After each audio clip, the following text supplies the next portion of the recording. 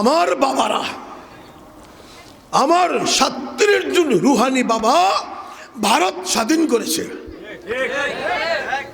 শাহ ওলিউল্লাহ, শাহ আব্দুল আজিজ মুহাদ্দিস দেহলভী, শাহ আব্দুল কাদের, শাহ রফিউদ্দিন, সৈয়দ আহমদ বেরলভী, শাহ ইসমাইল, তারপরে সৈয়দুত তাইফা হাজী এমদাদুল্লাহ মুহাজির মক্কি, কুতুবুল আখতাব রশিদ আহমদ গঙ্গোহী, তারপরে শাইখুল আরব ওয়াল আজম হুসাইন আহমদ মাদানী, শাইখুল হিন্দ মাহমুদ হাসান দেওবন্দি, তারপরে আমাদের কাসেম নানুতুবি সহ টিপু সুলতান, নওয়াব সিরাজউদ্দৌলা, 2 জন আলেমরা, এই সব ছিল হিন্দুস্তান বিজয় করার নেতা।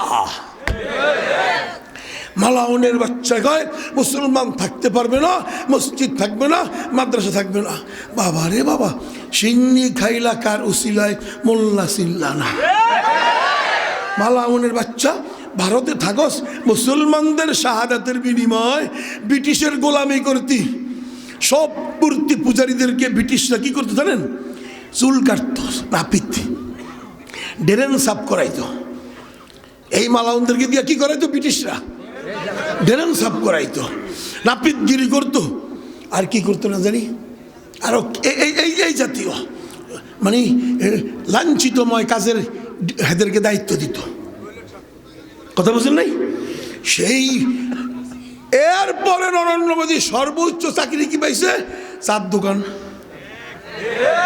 মালাউনের বাচ্চা চার দোকানদারি করে, চার দোকানদারি কইরা কিছু টাকা পাইছে, এখন মুসলমান করে জবাই করে।